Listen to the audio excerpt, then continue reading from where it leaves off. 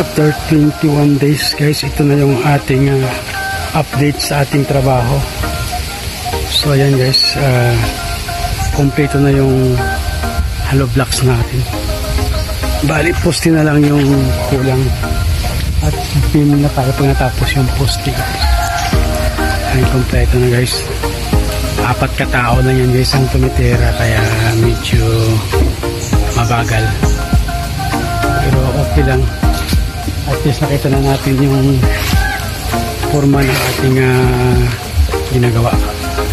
Yan ang front view nyo guys. Ayan. Kompleto na yung asintada natin guys lahat.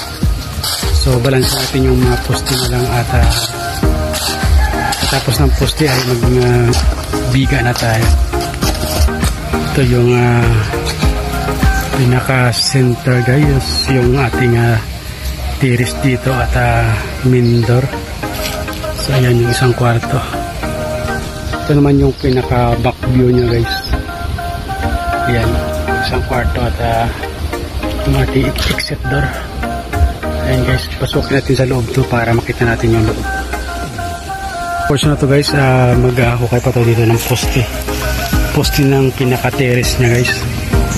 Ayan, pasukin natin sa loob para makita natin yung loob guys. Ito yung pinaka main entrance.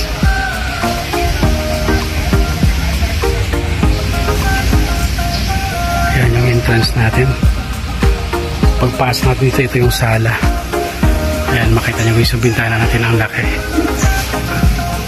At meron tayong dalawang maliit na bintana dito sa harap guys, para yung fixed glass na gamitin natin dyan.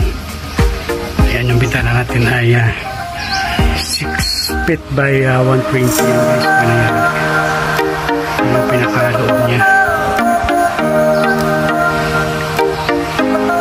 Ayan, pagpasok din guys, ito yung pinaka-dining niya, malapit sa exit. Ito naman yung isang kwarto. Isang kwarto dito. Ayan, kwarto ng boss natin. Ayan, papakay sa sumpa tayo tapos. So ayan, ito naman yung pinaka-kitchen natin. Sa kitchen natin, doon tayo ng isang ayan, natin natin. Ito naman yung dalawang kwarto ng katabi.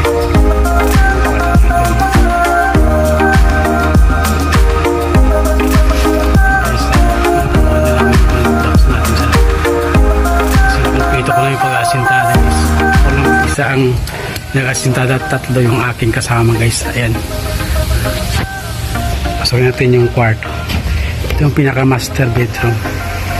Napakaganda nito guys, kasi kaliwat kanan dito makikita mo rin yung harap yung kalsada pag dyan pinakapwesto.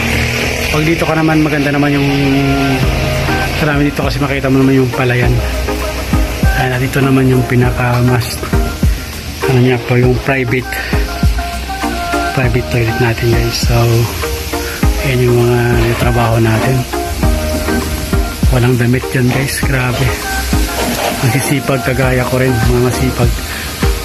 4 katao lang yan guys ang gumagawa.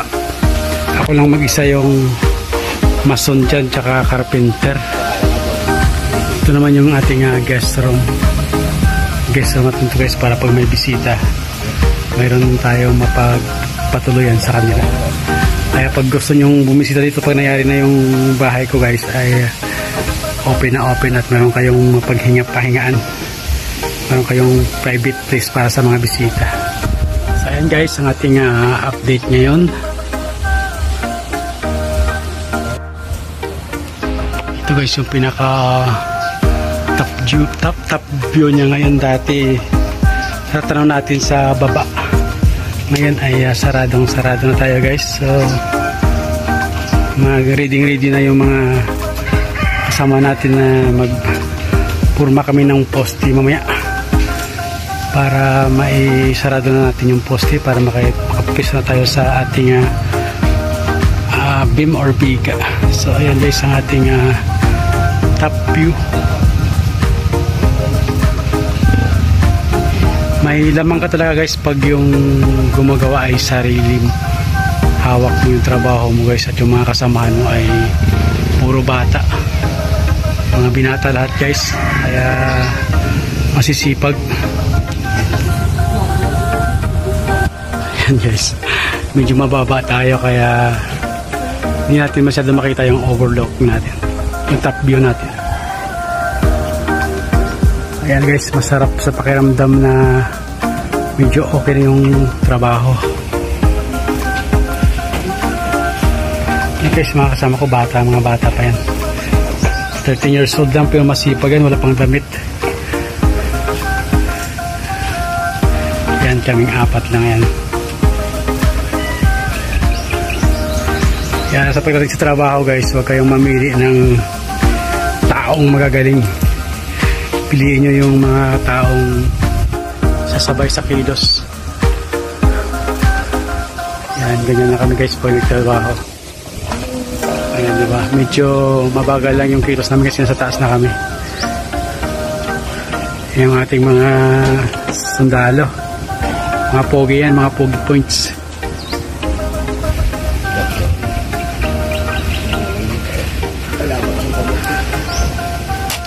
So ayan guys, ito na muna yung ating latest update. Abangan nyo guys yung sunod na video natin at sana makapag-beam na tayo at maka-prepare na tayo para sa bubong. Maraming salamat sa panood guys. Thank you for watching. See you in my next video.